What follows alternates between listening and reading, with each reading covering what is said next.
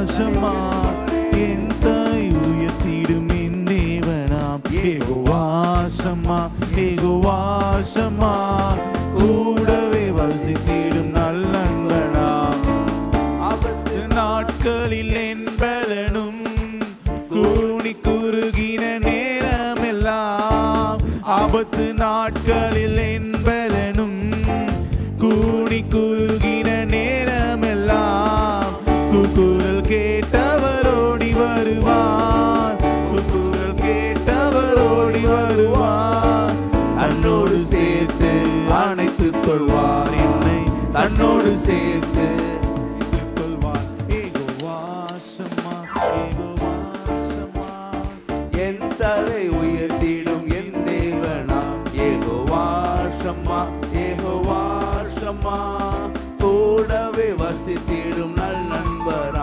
ஏகோவாசமா. Thank you Jesus.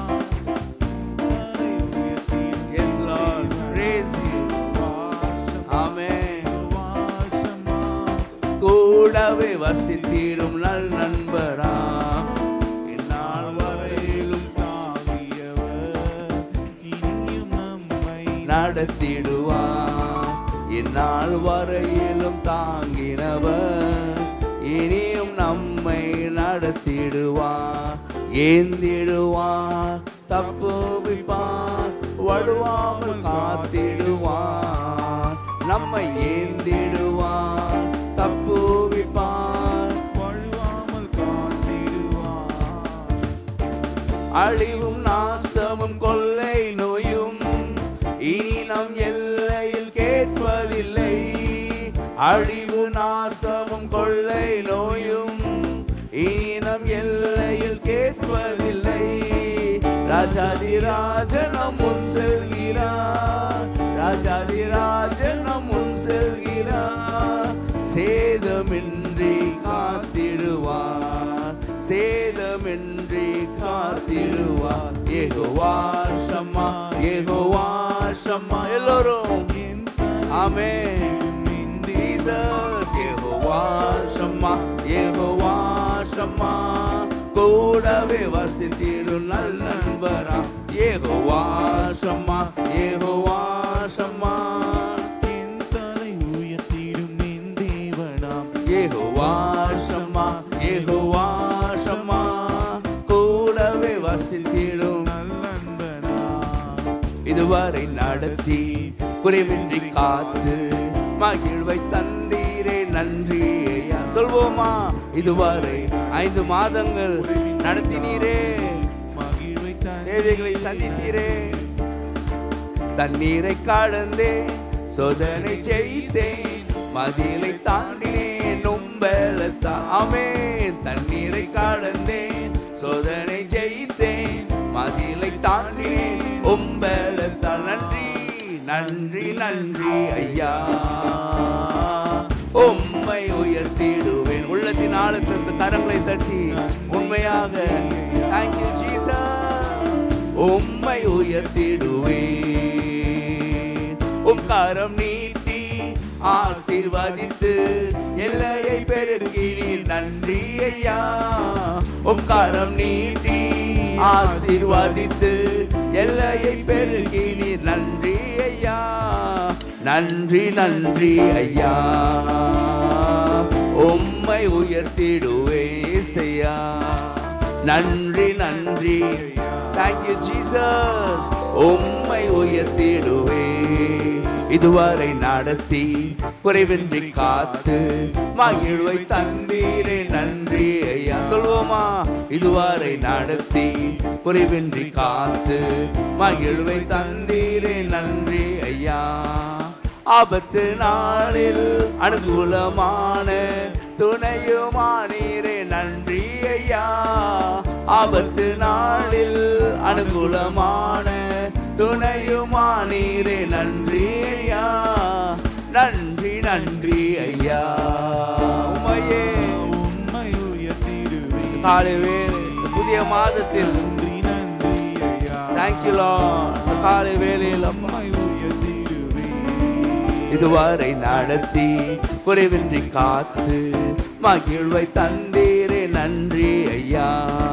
இதுவரை நடத்தி குறைவின்றி காத்து மகிழ்வை தந்தீரே நன்றி ஐயா.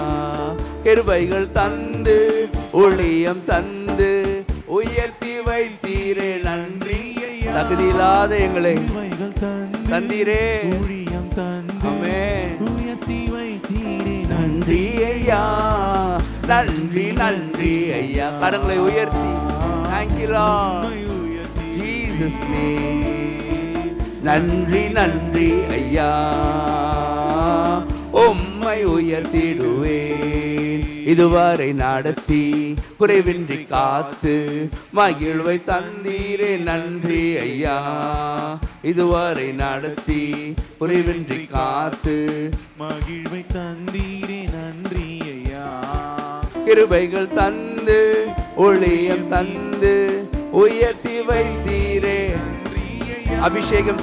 அபிஷேகம் தந்து வரங்களை ஈந்து பயன்பட செய்தீரே நன்றி ஐயா. நன்றி நன்றி ஐயா. உம்மை உயர்த்துகிறே. நன்றி நன்றி ஐயா. உம்மை உயர்த்திடுவே. நன்றி ஐயா. உம்மை உயர்த்திடுவேன். நன்றி நன்றி ஐயா. உம்மை உயர்த்துகிறேன். நன்றி நன்றி ஐயா. உம்மை உயர்த்திடுவேன். நன்றி நன்றி ஐயா. Thank you Lord. நான் கொண்ட திட்டங்கள் சிறிதாயினும் ஐயா எனக்காயும் திட்டங்கள் பெரிதல்லவோ. நான் கொண்ட திட்டங்கள் சிறிதாயினும் ஐயா எனக்காயும் திட்டங்கள் பெரிதல்லவோ. புழுதியிலிருந்து என்னை உயர்த்தினீரே. ராஜாக்களோடு அமர்த்தினீரே. பொழுதியிலிருந்து என்னை உயர்த்தினீரே. ஆமென். ராஜாக்களோடு அமர்த்தினீரே. உம்மை உயிர்வைகளை எண்ணி நான் பாடுவேன். உந்தன் மகிமைதனை. Thank you Lord. Thank you Jesus. Amen. Hallelujah. Hallelujah. Hallelujah. Thank you Lord. Hallelujah. உம்மை உயர்த்துவது எங்கள் நோக்கமையா. உம்மை பாடுவது எங்கள் மேன்மையா. உம்மை உயர்த்துவது எங்கள் நோக்கமையா. உம்மை பாடுவதே எங்கள் மேன்மையா. பரிசுத்தரே எங்கள் இயேசு தேவா. நான் இல்லத்தில் நீர் என்றும் ராஜா. பரிசுத்தரே எங்கள் இயேசு தேவா. நான் இல்லத்தில் நீர் என்றும் ராஜா. உம்மை பாடுவதா என்னில் தோல்வி இல்லை. உம்மை துதிப்பதினால் என்னில் குறைவே இல்லை. உம்மை பாடுவதா என்னில் தோல்வி இல்லை. உம்மை துதிப்பதினால் என்னில் குறைவே. கரமை உயர்த்தி Yes Lord. Hallelujah. Hallelujah. Hallelujah. உம்மை உயர்த்துவது எங்கள் நோக்கமையா. உம்மை பாடுவது எங்கள் மேன்மையா. உம்மை உயர்த்துவது எங்கள் நோக்கமையா. உம்மை பாடுவது எங்கள் மேன்மையா. வருத்தங்கள் பசிதாகம் ஏற்பட்டாலும் எங்கள் விசுவாச கேடகம் வீழ்ந்திடாதே. வருத்தங்கள் பசிதாகம் ஏற்பட்டாலும் எங்கள் விசுவாச கேடகம் வீழ்ந்திடாதே. ஆமென்.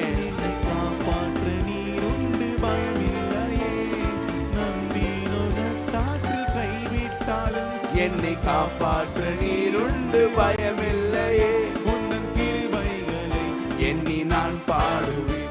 உந்தன் மகிமைதனை தினம் நான். Thank you Lord. உந்தன் கிருபைகளை எண்ணி நான் பாடுவேன். உந்தன் மகிமைதனை தினம் நான் யோசிப்பேன். Hallelujah. Hallelujah. Hallelujah. Amen. உம்மை உயர்த்துவதே எங்கள் நோக்கமையா, உம்மை பாடுவதே எங்கள் மேன்மையா, உம்மை உயர்த்துவதே. இந்த காலை வேளை ஜீசஸ் உயர்த்த வந்திருக்கிறோம், பாட வந்திருக்கிறோம். உம்மை உயர்த்துவதே எங்கள் நோக்கமையா, உம்மை பாடுவதே எங்கள் மேல். Hallelujah, hallelujah. Thank you Lord. We lift you up Master. உம்மை உயர்த்துவதே எங்கள் நோக்கமையா, உம்மை பாடுவதே உயர்த்துவதே எங்கள் நோக்கமையா, உம்மை பாடுவதே உம்மை உயர்த்துவதே எங்கள் நோக்கமையா, உம்மை பாடுவதே எங்கள் மேன்மையா. Hallelujah, hallelujah, hallelujah. Thank you Lord. கர்த்தருடைய சமூகத்தில் அப்படியே எழுந்து நிற்போம். Thank you Jesus, thank you Jesus. Hallelujah, hallelujah. நன்றி தகப்பனே, நன்றி தகப்பனே. Hallelujah, hallelujah, hallelujah. Thank you Lord. யாக்கோபு அவன் சகோதரர்களை பார்க்கும் பொழுது சொன்னான், நீங்கள் தீமைக்கு நினைத்தீர்கள், கர்த்தரோ அதை நன்மையாக மாற்றினார். ஹல்லேலூயா. கடந்த மாதத்தில் எத்தனையோ தீமைகளை போல நமக்கு தோன்றி இருக்கலாம், தீமைகளாகவே கூட இருந்திருக்கலாம். கர்த்தர் அவைகளை எல்லாம் நன்மையாக மாற்ற நல்லவர், அவர் வல்லவர். Thank you Lord, thank you Jesus. Hallelujah, hallelujah. Thank you Lord, thank you Lord, thank you Lord, thank you Lord. நடந்ததெல்லாம் நன்மைக்கே, நன்மைக்கே, நன்றி சொல்லி மகிழ்வேன் இன்றைக்கே. நடப்பதெல்லாம் நன்மைக்கே, நன்மைக்கே, நன்றி சொல்லி மகிழ்வேன் இன்றைக்கே. நன்றி எல்லாம் நன்மைக்கே, நன்றி நன்றி நன்றி எல்லாம் நன்மைக்கே, நன்றி. தீமைகளை நன்மையாக மாற்றினீ, துன்பங்களை இன்பமாக மாற்றினீ, தீமைகளை நன்மையாக மாற்றினீ, துன்பங்களை இன்பமாக மாற்றினீ. நன்றி நன்றி எல்லாம் நன்மைக்கே, நன்றி நன்றி. முழு விசுவாசத்தோடு, நம்பிக்கையோடு, எல்லாம் நன்மைக்கே நன்றி. நடந்ததெல்லாம் நன்மைக்கே, நன்மைக்கே, நன்றி சொல்லி மகிழ்வேன் இன்றைக்கே. நடப்பதெல்லாம் நன்மைக்கே, நன்மைக்கே, இயேசுவே நன்றி சொல்லி மகிழ்வேன். சிலுவை தானே அனுமதித்தீர், நன்றி.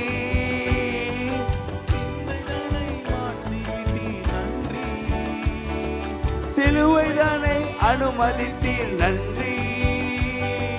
சிந்தை தானே மாற்றினீர், நன்றி. சொல்வோமா? நன்றி நன்றி எல்லாம் நன்மைக்கே, நன்றி நன்றி டடி, நன்றி எல்லாம் நன்மைக்கே, நன்றி. நடந்ததெல்லாம் நன்மைக்கே, நன்மைக்கே, நன்றி சொல்லி மகிழ்வேன் இன்றைக்கே. நடப்பதெல்லாம் நன்மைக்கே, நன்மைக்கே, நன்றி சொல்லி மகிழ்வேன் இன்றைக்கே. உள்ளான மனிதனை புதிதாக்கி உடைத்து உருமாற்றி நடத்துகிறீர். உள்ளான மனிதனை புதிதாக்கி உடைத்து உருமாற்றி நடத்துகிறீர். நன்றி நன்றி டடி, நன்றி எல்லாம் நன்மைக்கே, நன்றி நன்றி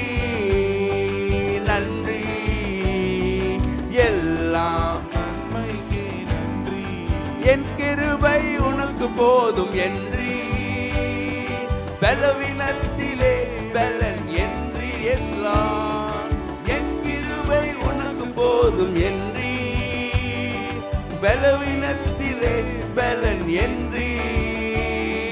நன்றி உலகத்தின் ஆழத்திலிருந்து எல்லாம் நன்றி நன்றி எல்லாம்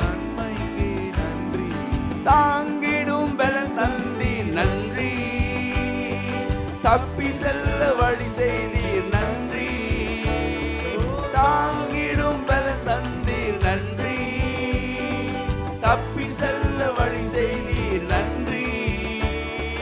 நன்றி நன்றி எல்லாம் நன்மைக்கே நன்றி. நன்றி நன்றி எல்லாம் நன்மைக்கே நன்றி. நன்றி டடி நன்றி எல்லாம் நன்மைக்கே நன்றி. ஹalleluya நன்றி. thank you father, thank you jesus. எல்லாம் நன்மைக்கே நன்றி.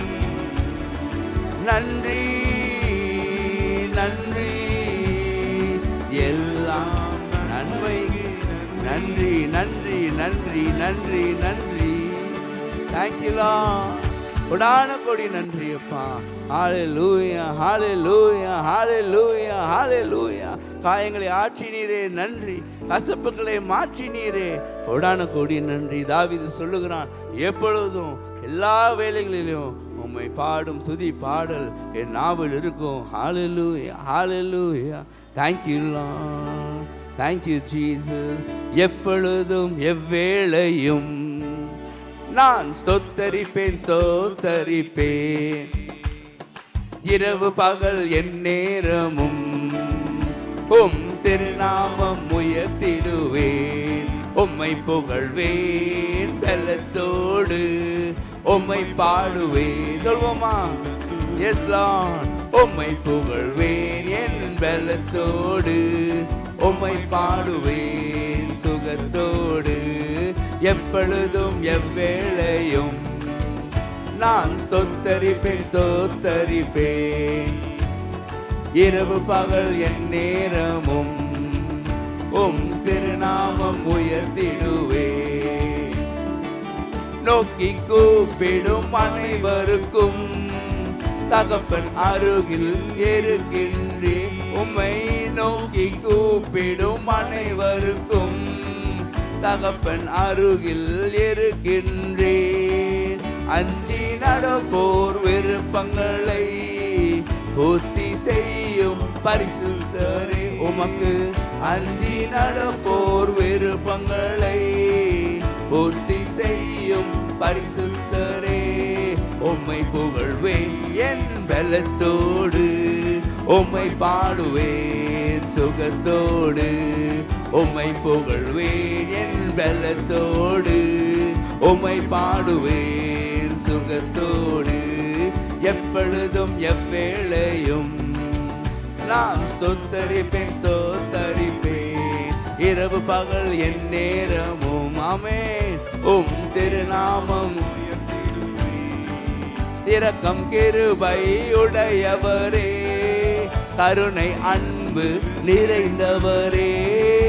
இரக்கம் கிருபை உடையவரே, கருணை அன்பு நிறைந்தவரே. நன்மை செய்யும் நாயகனே, நாவு அனைத்தும் உம்மை பாடுமே.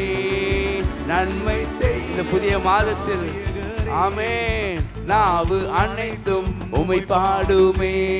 உம்மை புகழ்வேன் என் பலத்தோடு, உம்மை பாடுவேன் சுக முழு பலத்தோடு முழு இதயத்தோடு. ஆமென். உம்மை பாடுவேன் சுகத்தோடு, உம்மை புகழ்வேன் என் பலத்தோடு, உம்மை பாடுவேன் சுகத்தோடு. உம்மை புகழ்வேன் என் பலத்தோடு. Thank you Lord. ஆமென். ஜீவ தண்ணீரே ஆவியானவரே வற்றாத நதியாக வாரும் போதுகிறே, ஜீவ தண்ணீரே எங்கள் ஆவியானவரே வற்றாத நதியாக வாரும் போதுகிறே. வாருமையா போதுக கேட்போமா, வாருமையா போதுகிறே, வற்றாத ஜீவ நதியாக, வற்றாத ஜீவ நதியாக, ஜீவ தண்ணீரே எங்கள் ஆவியானவரே வற்றாத நதியாக வாரும் போதுகிறே, ஜீவ தண்ணீரே. வாங்கப்பா ஆவியானவரே எங்களை நிரப்புங்க. கணுக்கால் அளவு போதாதையா, முழங்கால் அளவு போதாதையா, கணுக்கால் அளவு போதாதையா, இடுப்பு அளவு போதாதையா, நீந்தி நீந்தி மூழ்கணுமே, நீந்தி நீந்தி மூழ்கணுமே, மிதந்து மிதந்து மகிழனுமே. ஆமென். மிதந்து மிதந்து மகிழனும். கேட்போமா, வறுமையா நிரப்புங்கப்பா. தேங்க்யூலாம்.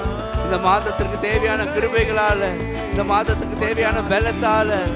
ஹalleluya ஹalleluya ஹalleluya. Thank you Jesus.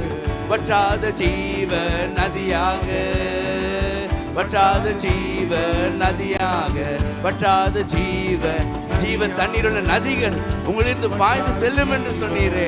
இந்த காலை வேளையில ஹalleluya நிரப்புங்க. உடைய அன்பினால இருதயத்தை நிரப்புங்க, அபிஷேகத்தால நிரப்புங்க, அக்கினியால நிரப்புங்க. அற்புத அடையாளங்கள் நடக்கணும். ஹalleluya ஹalleluya. வற்றாத ஜீவ நதியாக, வற்றாத ஜீவ நதியாக, நதியாக நதியாக. நன்றி ஆவியானவரே. ஹalleluya ஹalleluya ஹalleluya. பலப்படுத்துங்க கிறிஸ்துவா. எல்லாவற்றையும் செய்ய பலனை தருபவரே, பலனை தருபவரே, பலனை தருபவரே, உமக்கு நன்றி நன்றி நன்றி அப்பா. Thank you Lord. பிரைஸ் அமருவோம், உட்காரலாம்.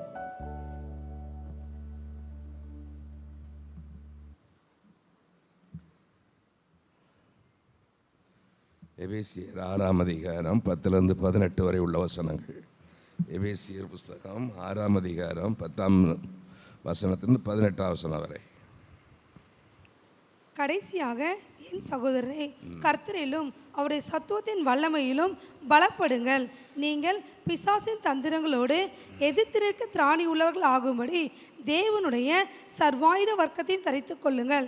ஏனெனில் மாம்சத்தோடும் இரத்தத்தோடும் அல்ல, துரைத்தனங்களோடும் அதிகாரங்களோடும் இப்பிரபஞ்சத்தின் அந்தகார லோகாதிபதிகளோடும் வான மண்டலங்களில் உள்ள பொல்லாத ஆவிகளின் சேனைகளோடும் நமக்கு போராட்டம் உண்டு. ஆகையால் தீங்கு நாளில் அவைகளை நீங்கள் எதிர்க்கவும் சகலத்தையும் செய்து முடித்தவர்களாய் நிற்கவும் திராணி உள்ளவர்கள் ஆகும்படிக்கு தேவனுடைய சர்வாயுத வர்க்கத்தையும் எடுத்துக்கொள்ளுங்கள். சத்தியம் எனும் கச்சையை உங்கள் அறையில் கட்டினவர்களாயும் நீதி எனும் மார்க்கவசத்தை தரித்தவர்களாயும் சமாதானத்தின் சுவிசேஷத்திற்குரிய ஆயத்தம் என்னும் பாதரட்சையை கால்களில் தொடுத்தவர்களாயும் பொல்லாங்கண்ணியையும் அக்னி ஆஸ்திரங்களை எல்லாம் அவித்து போடத்தக்கதாய் எல்லாவற்றுக்கும் மேலாக விசுவாசம் என்னும் கேடகத்தை பிடித்து கொண்டவர்களாயும் நில்லுங்கள். இரட்சணியம் என்னும் தலை சீராவையும் தேவ வசனமாகிய ஆவியின் பட்டயத்தையும் எடுத்துக்கொள்ளுங்கள். எந்த சமயத்திலும் சகல விதமான வேண்டுதலோடும் விண்ணப்பத்தோடும் ஆவியினாலே ஜெபம் பண்ணி அதன் பொருட்டு மிகுந்த மன உறுதியோடும் சகல பரிசுத்தவான்களுக்காகவும் பண்ணும் வேண்டுதலோடும் விழித்து கொண்டிருங்கள். கவனிக்கணும், இந்த புதிய மாதத்தில் நாம் தேவனுடைய சத்துவத்தின் வல்லமையில் நாம் பலப்பட வேண்டும். காரணம், அந்த உலகத்தில் ஆவிக்குரியவர்களாய நமக்கு விரோதமாக மனிதர்களோடு நமக்கு யுத்தம் அல்ல. என்ன, அந்தகாரத்தில் உள்ள லோகாதிபதியின் ஆவிகளோடும், அந்தகாரத்தில் உள்ள அப்படின்னா இருளில் உள்ள ஆவிகளோடு நமக்கு போராட்டம் உண்டு. அங்கே சொல்லப்படுகிறது, அரசர்களோடும் ஆவிக்குரிய இருளில் உள்ள அரசரோடும் அதிகாரங்களோடும் அதிகாரிகளோடும். 3 காரியம் சொல்கிறாரு. யாரோட போராட்டம் நமக்கு? அரசர்களோடும், எளிய தமிழ் மொழி அப்படி தான் இருக்கும், அரசர்களோடும், அதிகாரங்களோடும், அதிகாரிகளோடும். அப்போது எப்படி நம்ம பூமிக்குரிய ராஜ்யத்தில் என்ன ராஜ்யம் இருக்குது, அதிகாரிகள் இருக்கிறாங்க, ஆளுகைகள் இருக்குது. அதுபோல் சாத்தாவுடைய ராஜ்யத்திலையும் அரசர்கள் இருக்கிறாங்க, அதிகாரங்கள் இருக்கிறது, அதிகாரிகள் இருக்கிறாங்க. அப்படி சொல்லிட்டு தான் சொல்கிறேன், இப்போ பிரபஞ்சத்தின் என்ன ஆவிகளோடும், பொல்லாத ஆவிகளோடும் நமக்கு என்ன உண்டு? போராட்டம் உண்டு அப்படிங்கிறார். அப்போ சேனைகள் என்ன, இருளிலிருந்து செயல்படக்கூடிய ஆவிக்குரிய அந்தகாரத்தின் சேனைகள், இவைகளோடு நமக்கு என்ன இருக்குது? போராட்டம் இருக்குது. ஆகவே ஆவிக்குரியவர்களாக இருக்கிற நாம் அவைகளை மேற்கொள்வதற்கு தேவனுடைய சத்துவத்தின் வல்லமையிலே பலப்பட வேண்டும். இங்கே நாம் பார்க்குறோம் 7 விதமான பலனை குறிக்கிறது. 7 விதமான பலனை நாம் பெற்றுக்கொள்ள வேண்டும். அப்படியானால் முழுமையான தேவனுடைய பலனை நாம் பெற்றவர்களாக இருக்க வேண்டும். தேவனுடைய முழு பலனை, முழு பலன், பூரணமான பலனை பெற்றுக்கொள்ள வேண்டும். அப்போது அந்த பூரண பலன் எதில் இருக்குதுன்னா, ஒவ்வொரு என்ன ஆயுதங்களிலும் ஒரு பலன் இருக்கிறது. ஒவ்வொரு ஆயுதங்களிலையும் ஒரு பலன் இருக்கிறது. அப்போ இந்த பலன் எல்லாம் யாரிடத்திலிருந்து வருகிறன்னு சொன்னால் தேவனிடத்திலிருந்து வருகிறது. இங்கிருந்து வருகிறது தேவனிடத்தில். ரட்சிப்பு தேவனிடத்திலிருந்து, நீதி தேவனிடத்திலிருந்து, ரட்சிப்பு தேவனாலே, நீதி தேவனாலே, உண்மை வாழ்க்கை தேவனாலே, என்ன விசுவாசம் தேவனாலே, அடுத்து பட்டயம், வேத வசனம் என்னும் பட்டயம் தேவனாலே, நற்செய்தி அறிவித்தல் தேவனாலே. அதனால சொல்லப்படும் தேவனுடைய சகல சத்துவத்தின் வல்லமை. இந்த சத்துவங்கிற வார்த்தைக்கு என்ன அர்த்தம்னு கேட்டிங்கன்னா, நற்செயல் செய்ய தூண்டும் உணர்வு. நற்செயல் செய்ய தூண்டும் உணர்வு. இந்த உணர்வு எங்கேருந்து வருது? தேவனிடத்திலிருந்து வருது. நமக்குள்ள இருக்கிற தேவனிடத்திலிருந்து தான் நற்செயல் செய்ய தூண்டும் உணர்வு.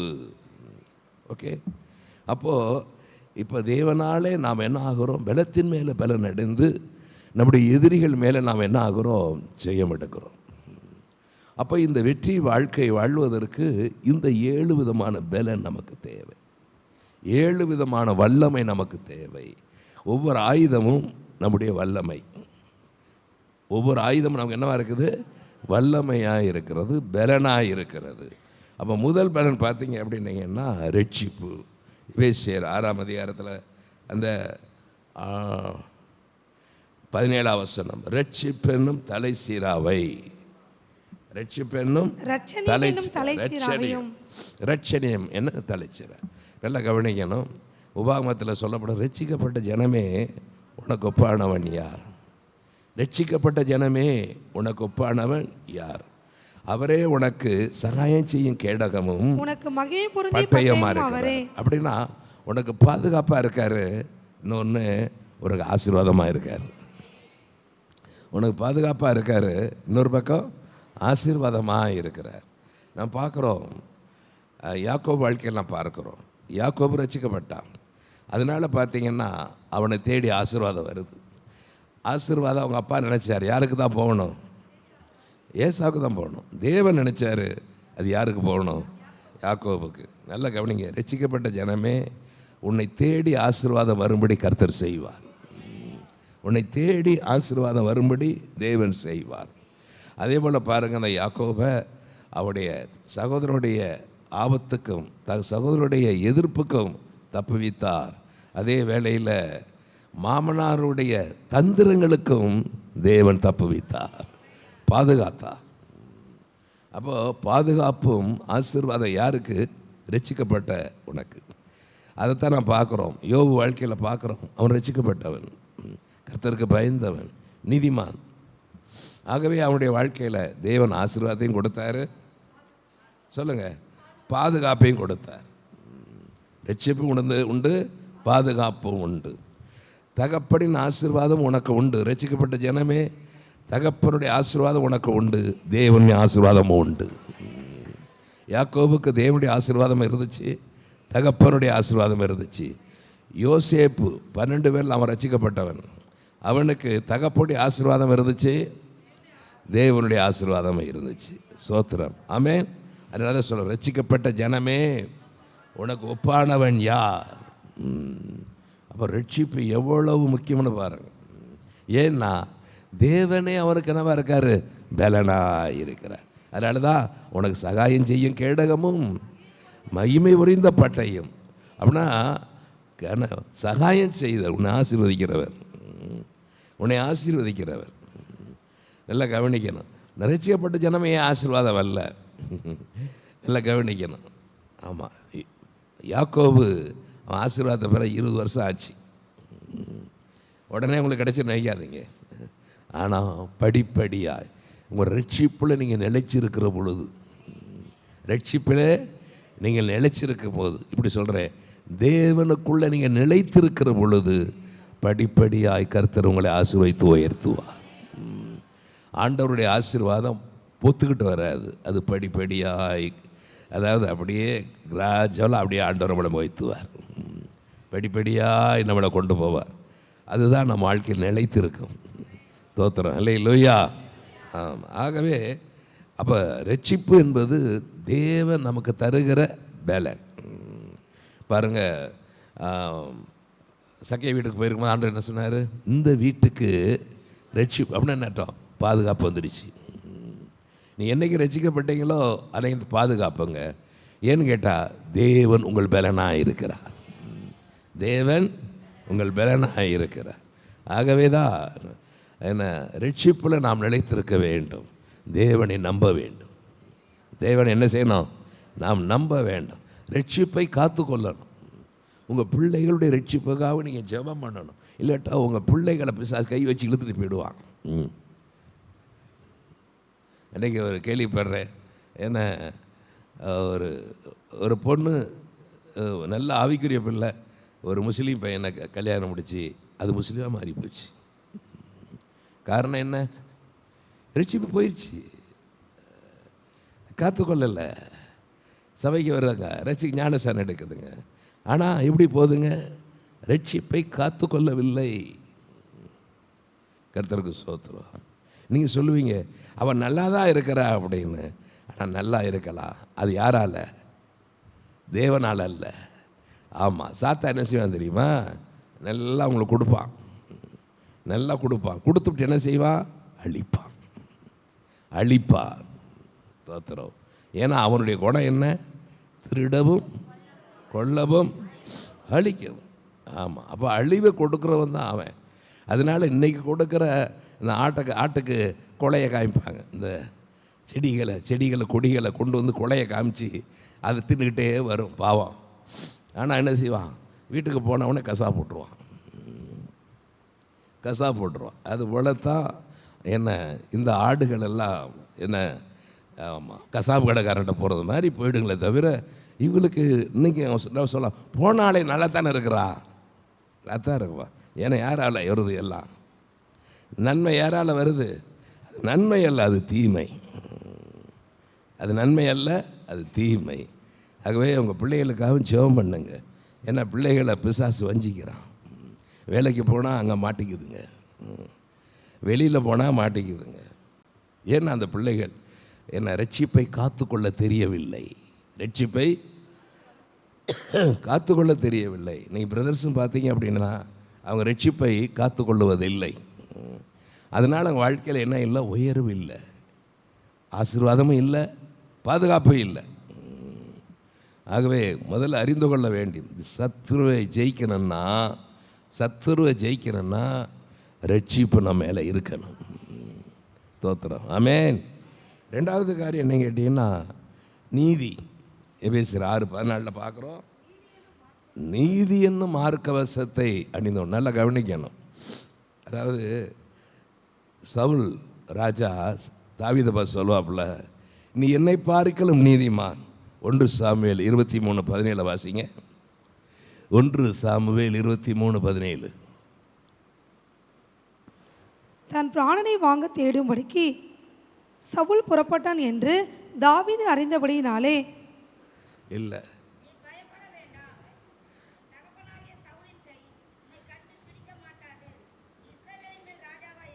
இல்லை வசனம் 24:17 பார்த்தீங்களா? 24:17 நீ என்னை பார்க்கிலும் நீதிமான். நல்லா கவனிங்க. இப்போ தாவீதை கொல்லுவதற்காக படையாக வந்திருக்கிறான்.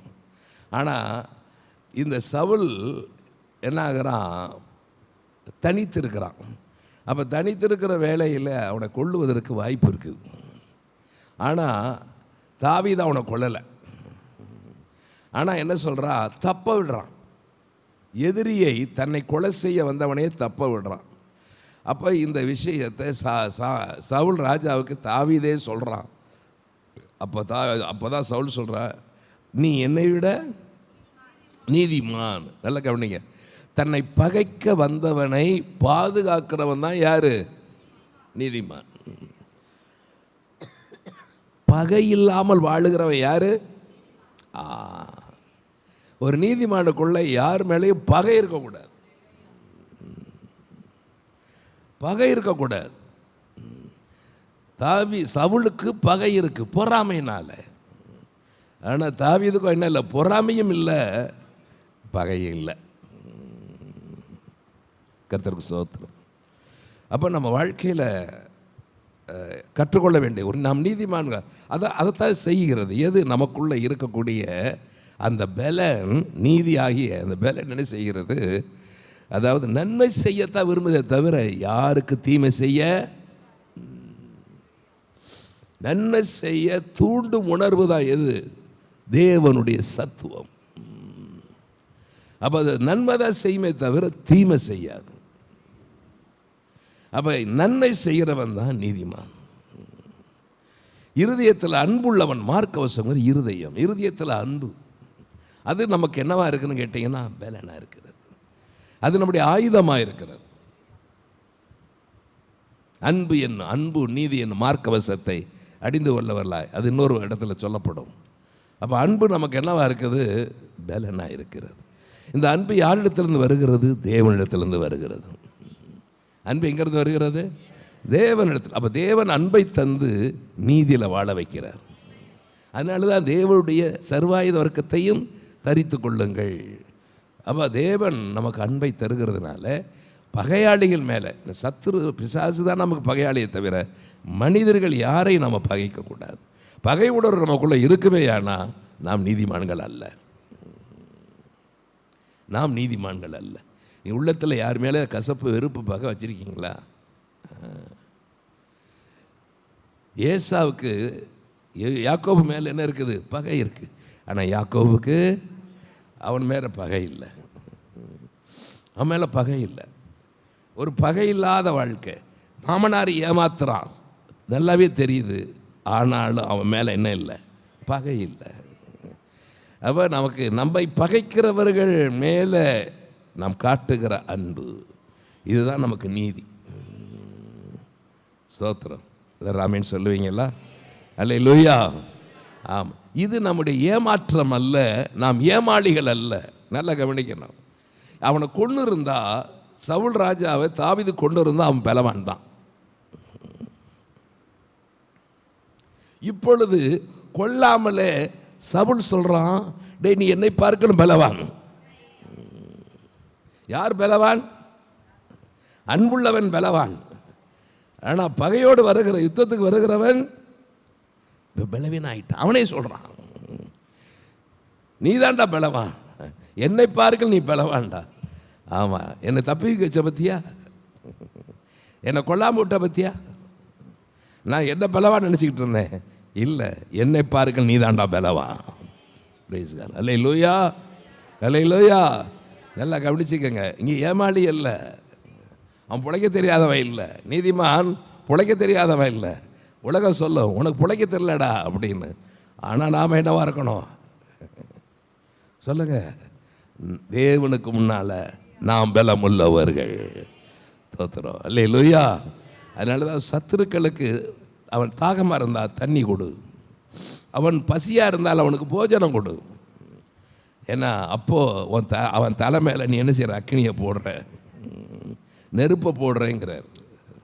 அதனால் வாழ்க்கையில் அப்போ நமக்கு ஒரு பலன் எதுன்னு கேட்டிங்கன்னா அன்பு. அன்பு நம்மை நீதிமானாய் நம்மை தேவனுக்கு முன்பாய் நிறுத்துகிறது. அதனால் வாழ்க்கையில் 2வது காரியம், இந்த அன்பு என்னும் மார்க்கபசம், அன்பு என்னும் நீதி என்னும் மார்க்கபசத்தை அடைந்தவர்களாய் பகை இல்லாத வாழ்க்கை இருதயத்தில் இருக்கணும். அன்பும் பண்பும் இருக்கிறது தான் நம்முடைய வாழ்க்கை. கோபம் இருக்கக்கூடாது. பைபிள் சொல்ல பார்த்தீங்களா, நம்முடைய கோபம் தேவனுடைய நீதியை நடப்பிக்க மாட்டுது. கோபம் வரக்கூடாதுங்க. ஒரு வாலிய பிள்ளைகள் கோபம் இருந்தால் நீ புகுந்த இடத்துல நீ வாழ முடியாது. பொறுமை வேணும், பொறுமை வேணும். உங்கள் பிள்ளைகளுக்காக ஜெபம் பண்ணுங்க, குணசாலியாக மாறணும். கோபக்காரியாக இருந்தால் வாழ முடியாது. பொறுமை வேணும். புருஷங்கார கோபக்காரனாக இருந்தால் உனக்கு பொறுமை வேணும். நானும் கோபக்காரி தான் அப்படின்னா அப்போ 2 பேரும் போட்டி இணைய முடியாது. சகிப்புத்தன்மை வேணும். அன்பு சகலத்தையும் தாங்கும், சகலத்தையும் சகிக்கும். வாலிய பிள்ளைகளுக்கு சரி, உங்களுக்கும் சொல்கிறேன், தேவனுக்கு முன்பாக நீங்கள் எப்படி இருக்கணும்? பொறுமை உள்ளவர்களாக இருக்கணும். கோபப்படக்கூடாது. கோபம் தேவனுடைய நீதியை, அப்போ என்ன சொல்கிற, அன்பு இருக்கணும். கோபம் இருக்க வேண்டியது என்ன இருக்கணும்? அன்பு இருக்கணும். சோத்திரம். அதுதான் உங்களை வாழ வைக்கும். அல்லேலூயா. எதிரியை ஜெயிக்க வைக்கும். குடும்பத்தை பிளக்கணும், குடும்பத்தை கெடுக்கணும் நினைக்கிற சாத்தானுடைய சதி திட்டங்களை தகர்த்தெறியும். அல்லேலூயா. அன்பு நமக்கு முக்கியம். 3வது காரியம் பார்த்தோம், சத்தியம், உண்மை. ரசிப்போமா? அதே சத்தியம் என்னும் கச்சை. சத்தியம் என்னும் கச்சை. நல்ல கவனிக்க. உண்மை என்ன தேவை? நல்ல கவனிக்கணும். உண்மையுள்ளவனைத்தான் தேவன் தெரிந்து கொள்ளுவார். உங்கள் வாழ்க்கையில் தேவன் உயர்த்த வேணும்னா என்ன தேவை? உண்மை. என்னை உண்மையுள்ளவன் என்று எண்ணி இந்த ஊழியத்தில். அப்போ உண்மை வாழ்க்கை எங்கிறது வருது? தேவனிடத்தில் தான் வருது. 1 தீமோத்தேயு 1:12. 1 தீமோத்தேயு 1:12. என்னை பலப்படுத்துகிற நம்முடைய கர்த்தராகிய இயேசு கிறிஸ்து என்னை உண்மை உள்ளவன் என்று எண்ணி இந்த ஊழியத்திற்கு ஏற்படுத்தினபடியால் அவரை பாருங்க, என்னை பலப்படுத்துகிற நம்முடைய கர்த்தராகிய இயேசு கிறிஸ்து. அப்போ என்ன பலன்? என்னை உண்மையா வாழ வைத்தல். என்ன செய்யறாரு? உண்மையா வாழ வை. அதனால தான் அவருக்கு என்ன கொடுக்குறாரு? ஊழியத்தை கொடுக்குறாரு. உண்மை வாழ்க்கை உங்களால் வாழ முடியாதுங்க. நீ உண்மையா வாழுங்கன்னு அப்படி சொல்ல முடியாது, சொல்லி கொடுக்க முடியாது. ஏன்னா உங்களால் வாழ முடியாது. அந்த உண்மை வாழ்க்கையை கொடுப்பது எது? தேவனிடத்திலிருந்து வருகிற சத்துவம், பலன். தோத்திரம். அதான் சொன்ன இல்லையா, நற்கிரியை செய்ய தூண்டும் உணர்வு.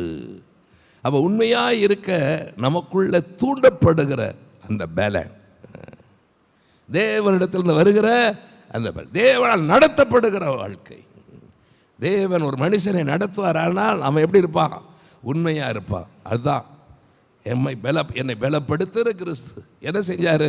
என்னை உண்மையிலோடு என்று இந்த ஊழியத்தை கொடுத்து. அப்போ ஊழியம் என்பது என்ன? சாத்தானிடத்தில் ஜனங்களை விடுவிக்கணும், 2வது பாதுகாக்கணும். அதான் ஊழியம். அப்போ சாத்தானோடு போராடணும்னா என்ன வேணும்? உண்மை தேவை. உண்மை இல்லாதவனை தட்டிடுவான், உண்மையுள்ளவன் அவனை தட்டிடுவான். உண்மையுள்ளவன் சத்துருவை தட்டுவான், உண்மை இல்லாதவனை சத்துரு தட்டிடுவான். அப்போ உண்மை வாழ்க்கை வாழ தேவ கிருபை வேணும். தேவனுடைய கிருபை. அனுதினமும் ஆண்டவரே எனக்கு கிருபை தாங்க, நான் இன்னைக்கு உண்மையாக வாழணும் ஆண்டவரே. அப்போது இந்த உண்மை வாழ்க்கை தேவனிடத்தில் தான் வருகிறது என்பதுக்கு 100 வசனத்தை சாட்சியாக கொடுக்குறேன். எபிரேயர் 13:21. எபிரேயர் புஸ்தகம் 13:21. இயேசு கிறிஸ்துவை கொண்டு தமக்கு முன்பாக பிரியமானதை உங்களில் நடப்பித்து நீங்கள் தம்முடைய சித்தத்தின்படி செய்ய உங்களை சகலவித நற்கிரியிலும் சீர்பொருந்தினர்களாக்குவாராக. அவருக்கே என்றைக்கு மகிமை உண்டாவதாக. பாருங்கள், இயேசு கிறிஸ்துவை கொண்டு தமக்கு முன்பாக பிரியமானதை உங்களில் நடப்பித்து. அப்போ தேவன் இயேசு கிறிஸ்துவை கொண்டு தமக்கு பிரியமானதை உங்களில் நடப்பிக்கிறார். என்ன? உண்மையாக வாழும்படி. நீ உண்மையாக வாழ்வதற்கு தேவன் இயேசு கிறிஸ்துவை கொண்டு நற்கிரியைகள் செய்யும்படி உங்களை நடப்பிக்கிறார். நீங்கள் தம்முடைய சித்தத்தின்படி செய்ய உங்களை சகலவித நற்கரிகளிலும் சீர்பொருந்த பண்ணுவாராக. ஆமென் சொல்லுவோமா? உண்மை வாழ்க்கையில் நம்மை சீர்பொருந்த பண்ணுவாராக. அப்போ ஆண்டவரால் தான் நமக்கு என்ன உண்டு? சொல்ல மாட்டேங்கிறீங்களே, புரியலையா? புரிஞ்சிக்கலையா? ஏசு கிறிஸ்துவால் தான் நமக்கு என்ன உண்டு? உண்மை உண்டு. அவரால் தான் நம்ம உண்மையாக வாழ முடியும். அவரால் அன்றி முடியாதவங்களால். ஏன்னா நம்ம சுயமாக வாழ்ந்தோம், உண்மை இல்லை.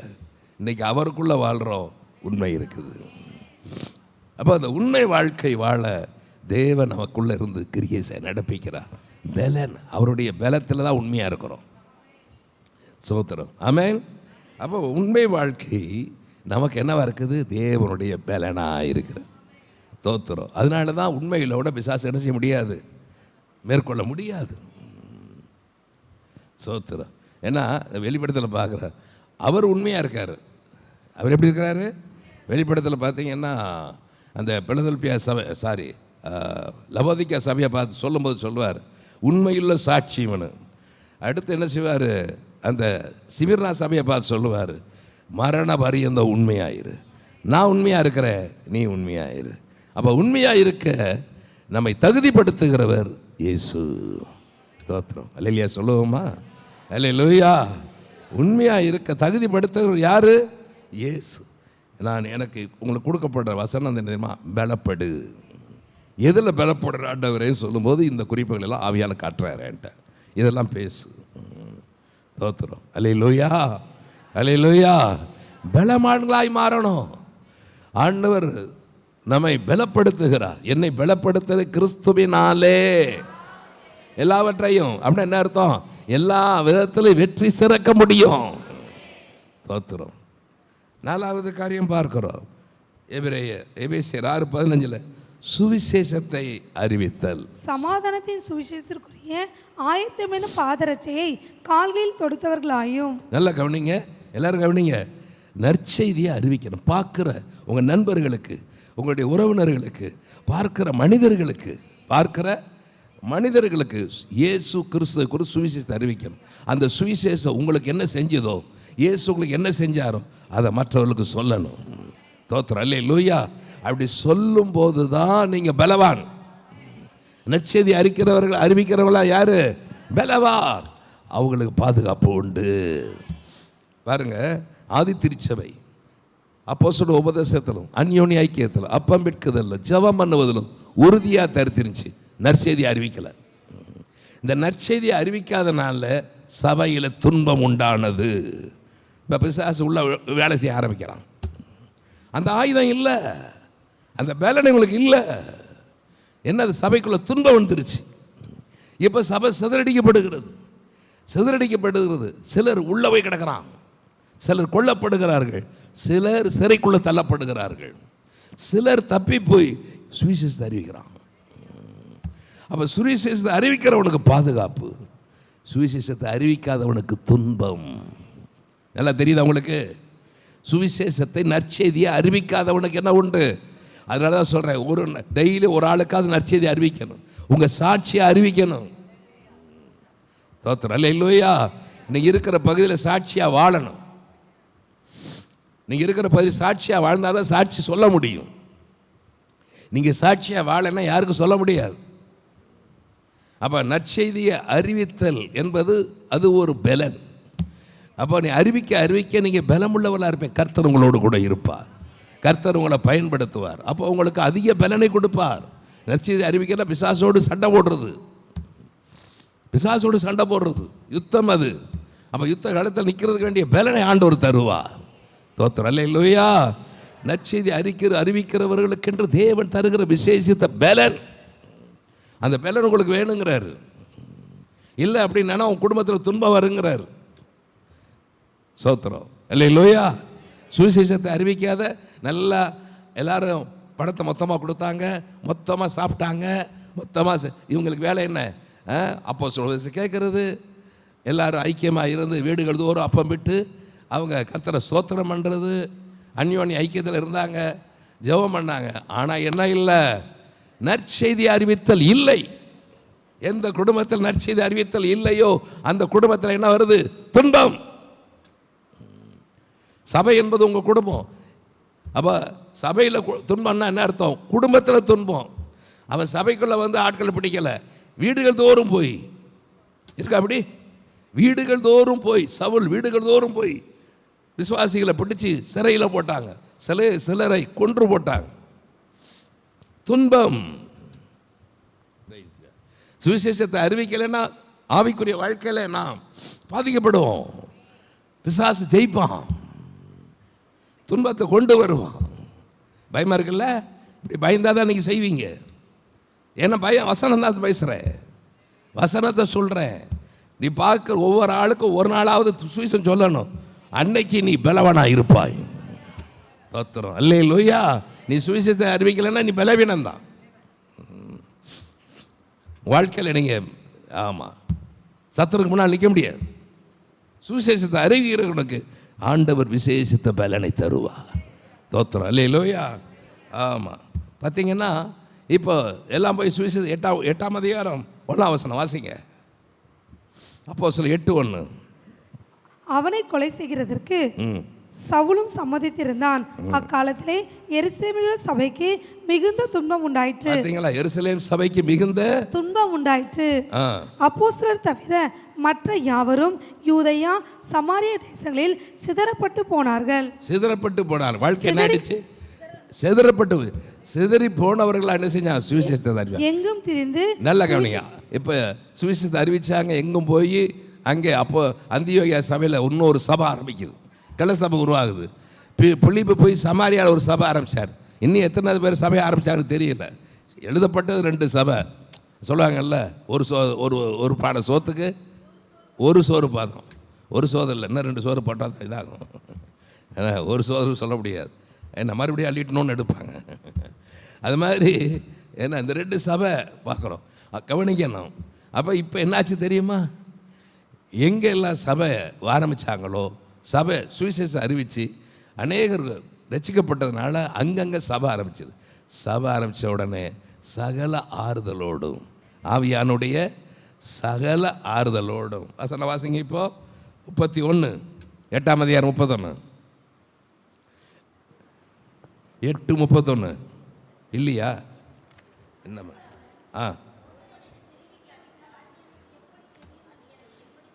இல்லை அப்படி அதானா? 8ஆம் அதிகாரம்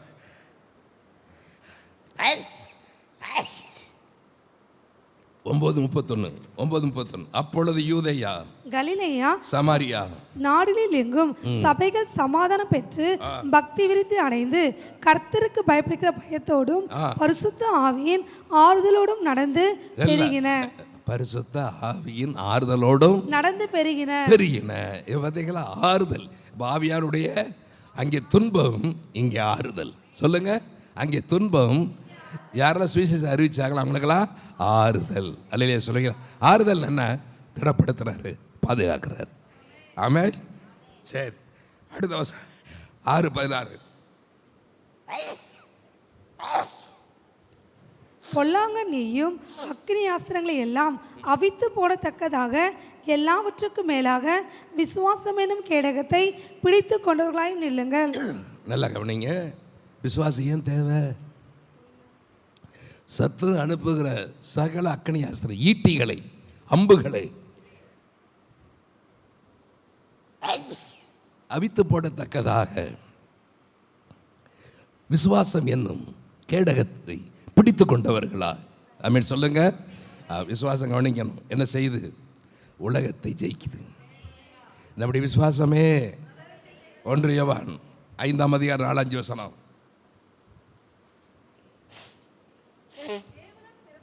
தேவனால் பிறப்பதெல்லாம் உலகத்தை ஜெயிக்கும்.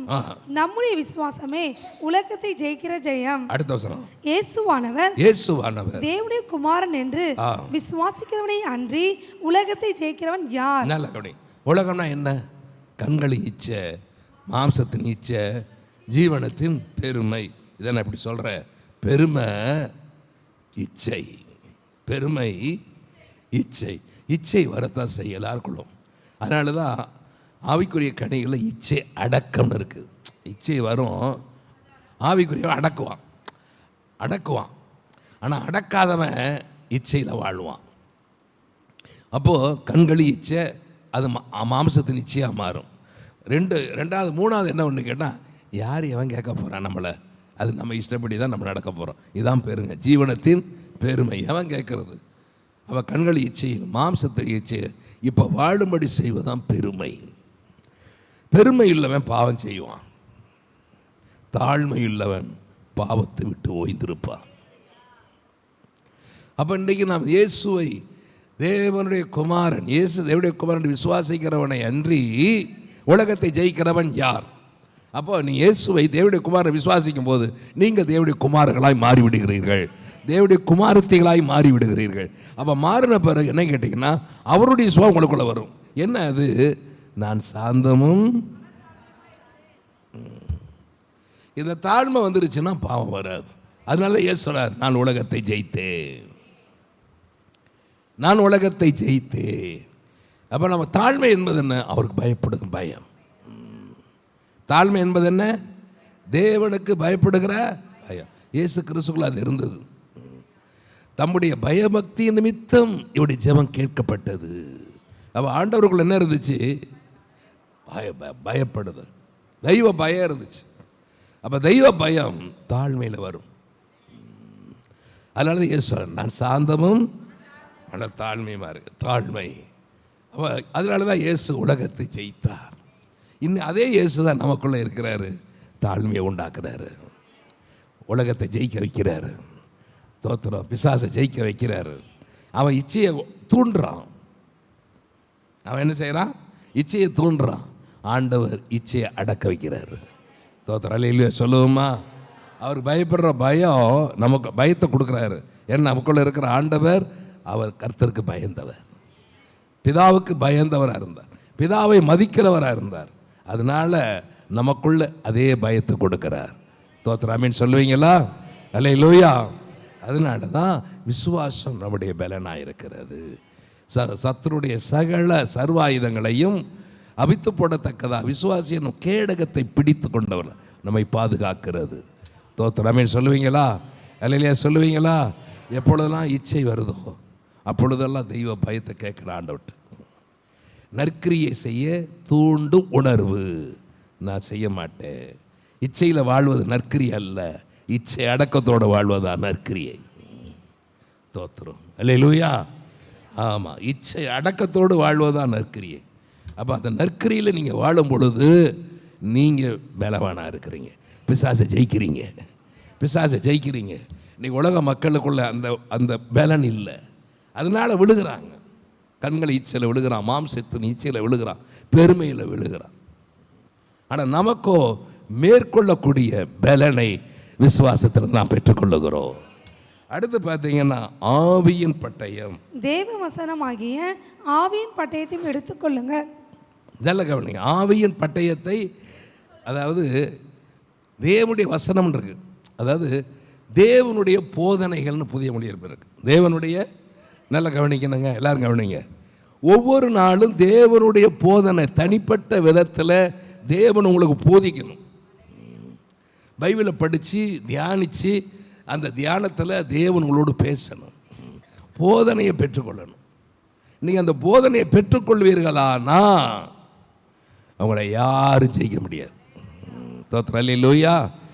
இந்த போதனை இல்லாமல் வாழக்கூடிய மனுஷருடைய போதனை பார்த்தீங்கன்னா என்ன, தியத்திரா சபையில் அங்கே ஒரு தீர்க்கதரிசி இருக்கிறார். அந்த தீர்க்கதரிசி அவளை நம்பி ஒரு கூட்டம் இருக்குது. அந்த கூட்டம் என்ன செய்ய, அந்த அம்மா சொல்கிறதெல்லாம் கேட்கும். அந்த அம்மா என்ன சொல்லுது, விசாரம் பண்ணானா தப்பு இல்லை, அடுத்து விக்கிரகம் படைக்கப்பட்டது தப்பு, சாப்பிட்டது தப்பு இல்லை. ஏன்னா அந்த அம்மா விழுந்துருச்சு, விபச்சாரத்தில் அது விழுந்துருச்சு. அதனால என்ன சொல்லுது, விபச்சாரம் பண்ணனாலும் தப்பு இல்லை, நீ ரசிக்கப்பட்டிருந்தா போதும், விக்கிரகத்தை படைக்கப்பட்ட சாப்பிட்டாலும் தப்பு இல்லை அப்படின்னு அந்த அம்மா போதிக்குது. அந்த போதனையை கேட்டுக்கொண்டு கேட்டவர்கள் அப்படியே வாழ ஆரம்பித்தா. ஏன்னா இவனுக்குள்ள விபச்சாரம் பண்ணாதிருப்பீர்களாக அப்படின்னு தேவனுடைய போதனை அவனுக்கு தெரியலை. விக்கிரகத்துக்கு படைக்கப்பட்டது சாப்பிடக்கூடாதுன்னு போதனை அவளுக்கு தெரியலை. சோத்திரம். ஏன்னா நீ மனுஷன்றது வர்ற போதனை தான் கேட்டிருக்கே தவிர தேவனிடத்திலிருந்து வருகிற போதனையே கேட்கல. அதனால தான் பவுல் சொல்கிறார், நான் போதித்தவைகளை எல்லாம் நீங்கள் வீட்டில் போய் இப்படியெல்லாம் இருக்கிறதா என்று அவர்கள் என்ன செய்தார்கள்? ஆராய்ந்து பார்த்து நற்குணசாலிகளாயானார்கள். ஆராய்ச்சி பார்க்கணும். அடுத்து தேவன்கிட்ட கேட்கணும், இது சரிதானா? இந்த போதனை இந்த அம்மா சொல்லுது, இது சரிதானா? உலகத்தில் தான் அப்படி வாழ்கிறான். ஆவிக்குரியவர்களாக நாம் எப்படி விபச்சாரம் பண்ணுறது, விக்கிரகத்துக்கு படிப்பட்டது எப்படி சாப்பிட்றது? பழைய ஏற்பாட்டில் இதெல்லாம் பண்ணி தானே, பாவம் பண்ணி தானே தண்டிக்கப்பட்டானுங்க. கானானுக்குள்ளே போகலையே. அப்போ உங்களுக்கு என்ன தெரியலை? வேதம் தெரியலை. அப்போ இந்த உபதேசத்தை இந்த அம்மாவுக்கு சொல்லிக் கொடுத்த தீர்க்க சொல்லிக் கொடுத்தது யார்? பெருக்கமு சபை. அப்போ பெருக்கமு சபையில் என்ன இருக்குது? பிழையாமுடி போதனை உள்ள வருது. அப்போ அங்கேருந்து நம்ம கற்றுக்கொண்டு என்ன செய்யுது? இந்த சபையில் போதிக்குது. சோத்திரம். அமீன் சொல்லுவீங்களா? இந்த சபையில் அந்த அம்மா தான் கையில் வர்றவங்களுக்கெல்லாம் சொல்லி போதிக்குது. ஏன்னா எப்பொழுதும் ஒரு தீர்க்கதரிசிக்கிட்டு ஒரு கூட்டம் இருக்கும். ஏன்னா அந்த அம்மா சொல்கிறதெல்லாம் வேத வாக்கு. அந்த அம்மா சொல்கிறதெல்லாம் வேத வாக்கு. இவர் சொன்னதெல்லாம் உண்மை. இந்த ஊழியக்காரர் சொல்லிட்டாருன்னா எல்லாம் உண்மையாக தான் இருக்கும். அது சரியாக தான் இருக்கும். நீ தேவனுடைய போதனையை கேட்கலன்னா, எந்த ஊழியக்காரருடைய பிரசங்கத்தை மட்டும் நீ கேட்டுட்டு இருந்தேன்னா இடறுவதற்கு வாய்ப்பு உண்டு. தோத்திரம் இல்லையா?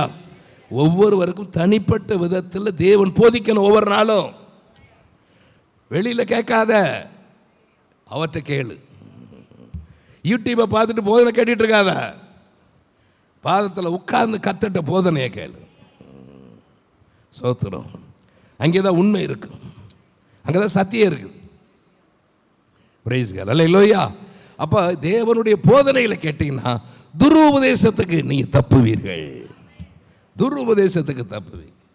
அதனால் தேவனுடைய பாதத்தில் ஒவ்வொரு நாளும் பைபிளை படிங்க, படிச்சுட்டு தியானம் பண்ணுங்க. இதுலேருந்து தேவன் என்ன பேசுகிறாரு தேவன்கிட்ட கேளுங்க, கற்றுக் கொடுப்பார். தோத்திரம். ஆமென் சொல்லுவீங்களா? அல்லேலூயா. இல்லை அப்படின்னா, இந்த அனுபவம் உங்களுக்கு இல்லை அப்படின்னா இடறுவதற்கு, சத்துரு உங்களை இடர பண்ணுவதற்கு வாய்ப்பு இருக்கு. அப்போ இன்னைக்கு பலன் எது? தேவனுடைய போதனை. தேவனுடைய போதனை. கர்த்தருக்கு ஸ்தோத்திரம். அந்த போதனை தான் உங்களுக்கு என்னவா மாறுது? ஆவியின் பட்டயம். வசனம் நிறையா உள்ளே இருக்கணுங்க.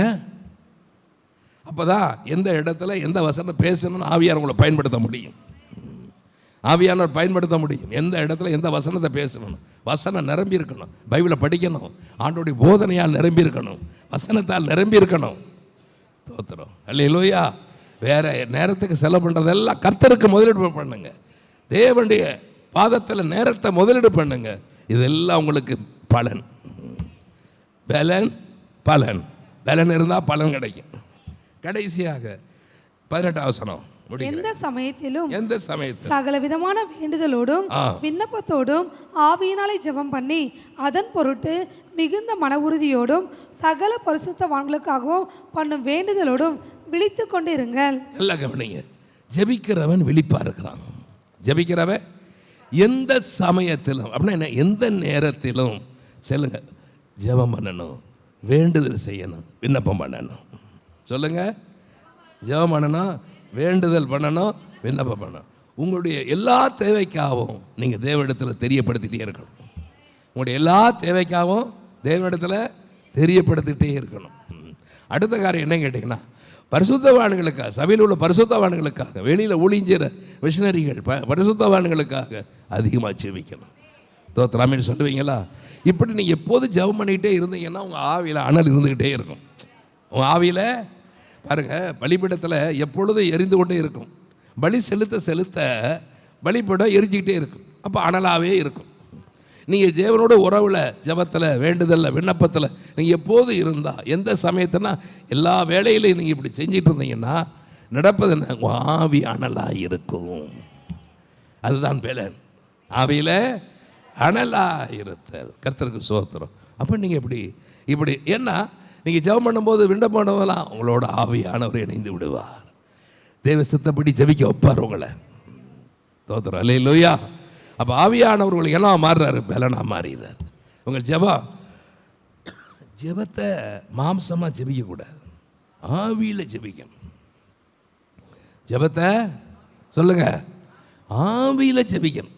சோத்திரம் சோத்திரம். சில வேளை பேசும்போது அந்நிய பாஷை வரத்தான் செய்யும். அந்நிய பாஷையிலும் ஜெபிக்கணும், கருத்தோடும் ஜெபிக்கணும், ஆவியிலும் ஜெபிக்கணும், அந்நிய பாஷையிலும் ஜெபிக்கணும், அடுத்து கருத்தோடும் ஜெபிக்கணும். கருத்தருக்கு சோதம். இப்படி ஆவியில் ஜெபம் பண்ணும் போதுதான் சில வேளை தேவ சத்தத்தை கேட்க முடியும், பதிலை கேட்க முடியும். தோத்திரம். இப்போ அந்த செய்தியை நான் ஆவியில் ஜெபம் பண்ணி பெற்றுக்கொண்டேன். ஆவியில் ஜெபம் பண்ணி ஆவியில் வந்தது தான் பலப்படு. ஆவியில் ஜெபம் பண்ணணும். அப்போ என்ன செய்யணுங்கிறது உங்களுக்கு இருதயத்தில் வெளிப்படும். தோத்திரம் அல்லேலூயா. ஆமாம், எல்லா காரியத்துக்காக நீங்கள் ஜெபம் பண்ணுறீங்க. அப்போ ஜெபம் பண்ணும்போது உங்களுக்குள்ள என்ன உண்டாகும் பாருங்க, மன உறுதியோடு.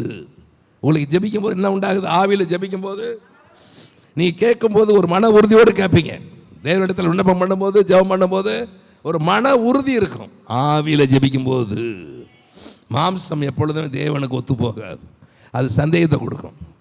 இதெல்லாம் கேட்டுக்கிட்டு இருக்கிறேன், இதெல்லாம் கிடைக்கா போகுது. மாம்சம் சொல்லும் கிடைக்காது, ஏன் ஜெபிக்கிற, தடுக்கும். அதனால தான் ஆவியில் போனால் தான் மன உறுதி உண்டாகும். அப்படி நீங்கள் ஜெபிக்கும் பொழுது தான் அந்த ஜெபத்துக்கு பதில் உண்டு, பலம் உண்டு. நீதிமான் ஜெபிக்கிற ஜெபம் அதிக ஊக்கம் உள்ளது, பலன் உள்ளதுன்னு இருக்குது, பலம் உள்ளதுன்னு இருக்குது. யாக்கோப் சொல்லு, யாக்கோப் 5ஆம் அதிகாரம் பாருங்க. நீதிமானுடைய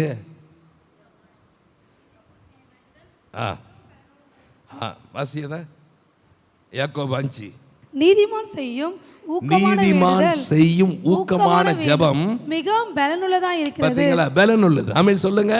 உங்க ஜெபம் பலன் உள்ளதா இருக்கணும்னா ஆவியில ஜெபிக்கணும். ஆவியில ஜெபிக்கும் போது நீங்கள் பலம் உள்ளவர்களாக இருப்பீர்கள். தோத்திரம். ஆமென் சொல்லுங்க. எல்லாத்திலும் பலன் இருக்கா? எல்லாத்திலும் பலன் இருக்கா? அப்போ இந்த இத்தனை பலன் உங்களுக்குள்ள கூடும்போது என்ன உண்டாகுது? டெய்லி நீங்கள் அதிக பலம் உள்ளவர்களாய், அதிக பலவானாய் இருப்பீர்கள். அதனால சகல சாத்தானுடைய அந்த ராஜ்யத்தினுடைய சகல எதிர்ப்புகள், தாக்குதல்களை நீங்கள் முறியடிப்பீர்கள்.